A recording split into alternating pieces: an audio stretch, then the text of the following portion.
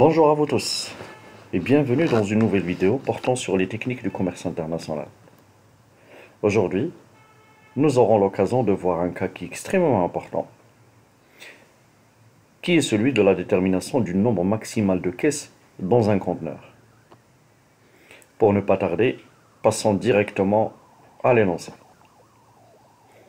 L'énoncé est comme suit.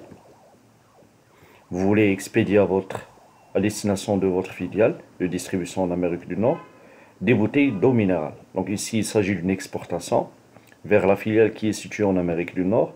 On exporte, quelle est la nature de la marchandise? Ce sont des bouteilles d'eau minérale, emballées dans des caisses en bois.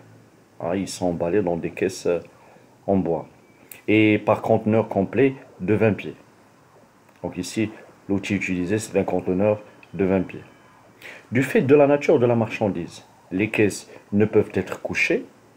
Par contre, l'emballage permet le gerbage des caisses. C'est-à-dire on peut mettre une caisse sur une autre caisse parce que l'emballage il est un petit peu résistant. Et ici, on vous donne les dimensions de la caisse. Dimension de la caisse, 0,7 x 0,5 x 0,4 mètres. Le poids net d'une caisse est de 50 kg. La tare est de 4 kg. La tare, c'est-à-dire le poids de la caisse vide, est de 4 kg. Le conteneur de 20 pieds et les dimensions de ce conteneur sont 5,9 x 2,34 x 2,4 mètres. Longueur, largeur, hauteur. Qu'est-ce qu'on vous demande au niveau de cet exercice? On vous demande la chose suivante. Déterminer le nombre maximal de caisses qui peuvent être chargées dans le conteneur. Donc dans l'énoncé, nous avons vu qu'on ne peut pas coucher les caisses. Donc on peut placer les caisses dans le conteneur selon plusieurs solutions. Donc nous avons une première hypothèse. On met toutes les caisses dans le même sens.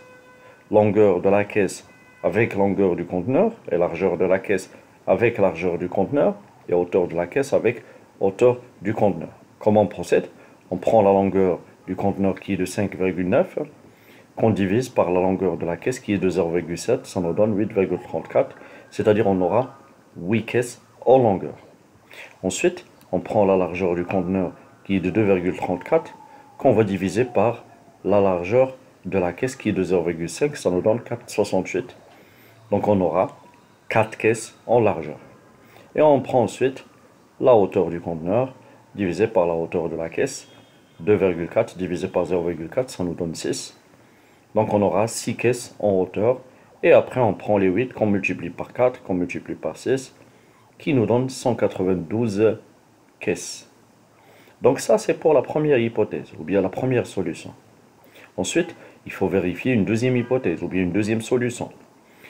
La deuxième hypothèse est la suivante. On les place en accolant la longueur de la caisse contre la largeur, cette fois-ci, et sa largeur contre sa longueur. Pour la hauteur, ça ne change pas. Donc on prend 5,9, la longueur du conteneur, qu'on va diviser cette fois-ci, non pas par 0,7, mais par 0,5, qui nous donne 11 caisses en longueur. Et on prend les 2,34 qui représentent la largeur du conteneur, qu'on va diviser par 0,7, c'est-à-dire la longueur de la caisse, et ça nous donne 3,34, c'est-à-dire 3 caisses en largeur. Et puis pour la hauteur, on prend la hauteur du conteneur, divisé par la hauteur de la caisse, c'est-à-dire 2,4 divisé par 0,4, ça nous donne 6. Après, on prend les 11 que nous avons ici, les 11 caisses multipliées par 3, ça nous donne 33, multiplié par 6, ça nous donne 198 caisses. Donc il paraît bel et bien que la deuxième solution est meilleure que la première. Après, il faut vérifier une troisième hypothèse. Donc on passe directement à la troisième hypothèse pour pouvoir la vérifier. La troisième hypothèse, c'est une solution mixte.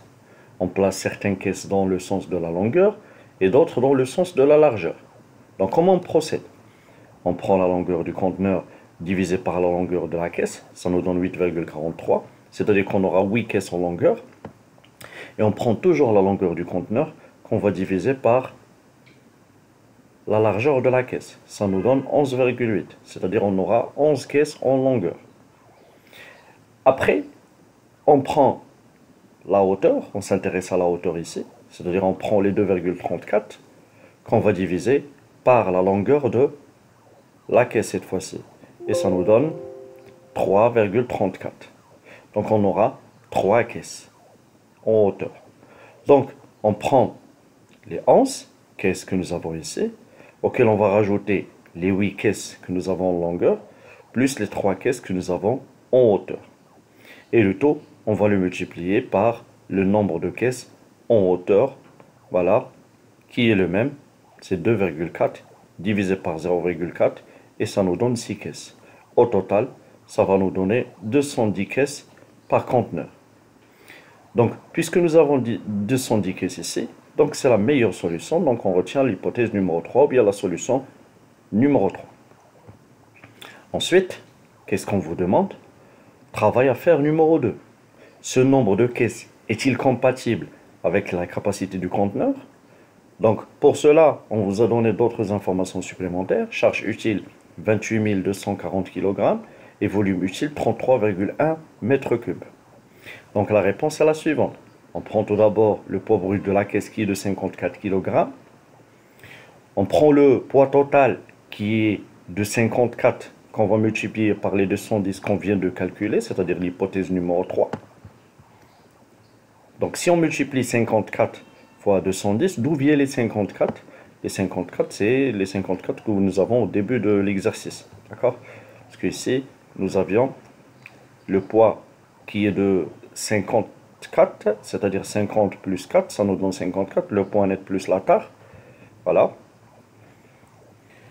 Et puis, qu'on multiplie par 210 caisses, ça nous donne 11 340. Donc, on compare les 11 340 kg avec les 28 240 kg. Et ça paraît très bien que c'est inférieur, d'accord? Les 11 340 kg sont inférieurs à la charge utile qui est de 28 240 kg. Maintenant, on passe au volume. Volume d'une caisse, 0,7, 0,5 fois 0,4, ça nous donne 0,14 m3. Et le volume total est égal à 0,14 fois 210, c'est-à-dire le nombre de caisses que nous avons retenu au niveau de la troisième hypothèse. Et ça nous donne 29,40 m3. Donc, puisqu'il est inférieur à 33,1 m3, donc il y a compatibilité. Maintenant, je pense que vous avez une idée sur comment on maximise le nombre de caisses dans un conteneur. Merci pour votre attention. Si vous avez aimé cette vidéo, n'oubliez pas de la liker et de vous abonner sur ma chaîne YouTube. Et je vous dis à très bientôt pour de nouvelles vidéos.